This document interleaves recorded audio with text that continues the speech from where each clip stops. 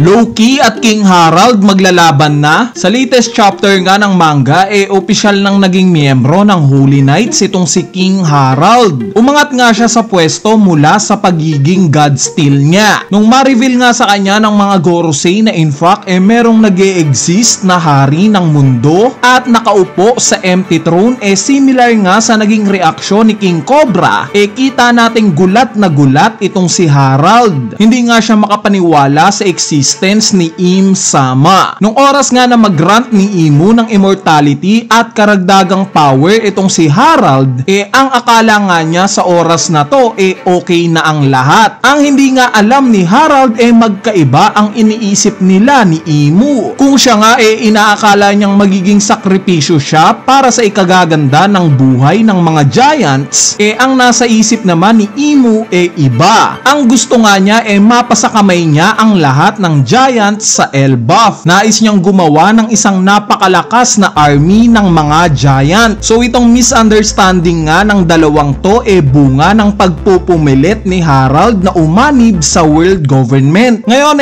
ang magiging tanong hindi ba nakita ni Harald na gagamitin lang siya ng world government? Hindi niya ba napagtanto at some point na baka i-take advantage lang ng world government itong mga nasasakupan niyang giants? Bale ang sagot nga dito hindi. Sinsarado na nga ang utak netong si Harald. Kung matatandaan nyo guys 40 years ago nga naglaban itong sila Harald at Sebek. Ito nga yung unang pagkakataon na naglaban talaga sila ng seryoso. So bakit ito nangyari? Dahil sa kagustuhan ngang sumali ni Harald sa world government, inutusan siyang patayin daw si Sebek. At yes, although nagme-make sense naman yung mga rason ni Harald kung bakit niya inatake itong si Sebek, mas malinaw na nga ngayon na mas tama itong si Sebek sa pagtatalo nilang to. In fact, nabanggit pa nga mismo ni Sebek o na-warning pa niya kay Harald yung nai-experience niya ngayon na gagamitin lang daw si Harald ng world government dahil sa mga hawak nitong giants. Panigurado nga daw gagawin lang silang military asset ng world government. At yes, tama nga itong warning ni Sebek dahil currently nga ito ang gustong ipagawa ni Imu kay Harald. Gusto nga na itong bumuo si Harald ng giant army na makikinabang ang Marines at world government. So itong pagiging sarado nga ng utak ni Harald sa pagkampe sa world government o yung ideology niya ni-reveal sa chapter na to kung saan niya ito nakuha kay Ida. Nabanggit nga ni Harald kay Saul na hindi daw military power ang basihan sa kung gaano kalakas ang isang nasyon. Natutunan nga daw niya ito kay Ida. Pero sa chapter nga rin na to nabanggit mismo ni Ida na yes, nagbago na daw ang Elbaf simula nung una siyang dumating dito. Mas masaya na nga daw ngayon ang mga giants. Lamang na nga daw yung tawanan kesa sa karahasan. Pero itong parte daw ng warriors pride ng mga giants nawawala na. Sa tingin nga daw ni Ida cool yung ganitong traits nila. Bali sa statement nga na to ni Ida ito lang ang magpapatunay na iba ang naging pagkakaintindi ni Harald sa kanya nung time na una silang magkakilala. Iba ang understanding ni Harald sa tinuro sa kanya ni Ida. Kung babalikan nga natin itong sinabi sa kanya ni Ida in chapter 1153,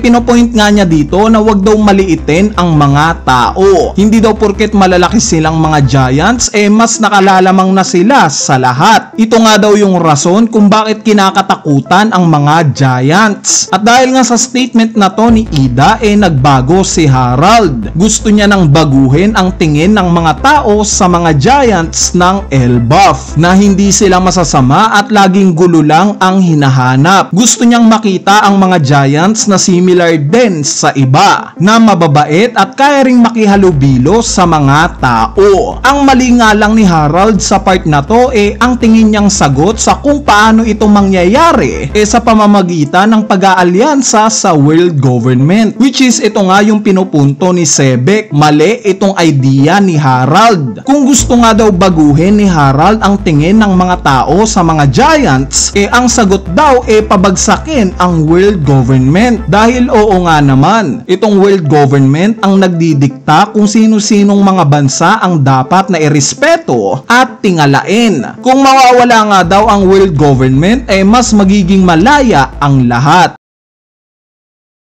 Bali, speaking of Ida, ni-reveal nga sa chapter na to na patay na siya. Nakita nga natin yung lungkot sa muka ng malalapit sa kanya nung mangyari ito. Pero ang pinakamalungkot nga deep inside itong si Loki. Dahil unlike nga kila Harudin at Harald na nakita sa huling pagkakataon itong si Ida, hindi man lang nga ito nakita ni Loki dahil sa nakakulong siya. Yes, sa panlabas na anyo nga hindi natin makita kung nakakaintindi ba ng pagmamahal itong si Loki o hindi. Pero sa tingin ko nga naituro ito sa kanya ni Ida in the process. Dahil sa panel pa nga lang na to in last chapter kung saan nabalitaan ni Loki na nagkasakit si Ida, nag-effort nga itong manghuli ng isang kalabaw para lang ipaluto para sa paggaling ni Ida. At nung malaman rin niya na ang may kagagawan neto kay Ida yung mga kamag-anak niya, wala ngang kaano-ano, pinatay niya ang mga ito. Kung iisipin natin sa moment na to, dahan-dahan nang binubuksan ni Loki yung puso niya para kay Ida. Pero dahil nga sa pangit na timing,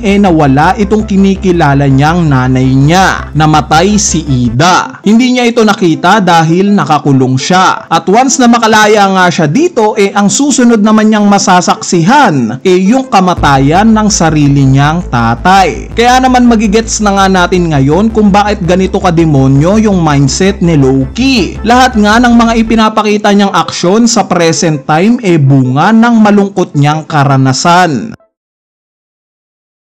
Sa part naman ng unang scene sa chapter na to kung saan nakita nating dahan-dahan ng tinatanggap ng mga tao ang mga giants, nakakatuwa nga at in-emphasize ni Oda yung pagiging active ng mga giants sa pakikipagkalakalan. Dahil nakita nga natin dito si Umit at yung Umit shipping niya. Alam naman natin na involved sa shipping business itong si Umit. Nagkaroon nga siya ng cameo during Egghead Island arc kung saan siya nga ang nagdadala ng materyales para mabuo ang Egghead Island. Itong pagpapakita nga ni Oda kay Umit na meron siyang daladalang mga puno, we assume na ito yung mga parte ng Tree of Adam sa Elbaf. As we all know, sa kahoy nga na to gawa itong barko ng Roger Pirates at ang Thousand Sunny. So it makes sense lang na isipin na kaya pala napunta sa kamay ni Frankie itong ilan sa parte ng Tree of Adam dahil kay Umit. Sa huling part naman ng chapter na to kung saan nakita nating ready nang pumunta itong sila Harul at Loki sa kastilyo ni Harald, ito na nga yung moment na mangyayari in chapter 1152. Itong masasaksihan ni Loki si King Harald na hinahawakan ng mga giant guards. I assume na sa oras na to hindi pa fully controlled ni Imu itong si Harald. Malamang sa malamang magkakaroon pa siya ng maikling oras para magsalita. Kumbaga similar sa naging sitwasyon ni Sebek nung time na Madome reverse siya. Bali dahil nga sa nakakita tayo na merong misteryosong karakter dito at syempre present na rin itong sila Gaban at Shanks sa di kalayuan,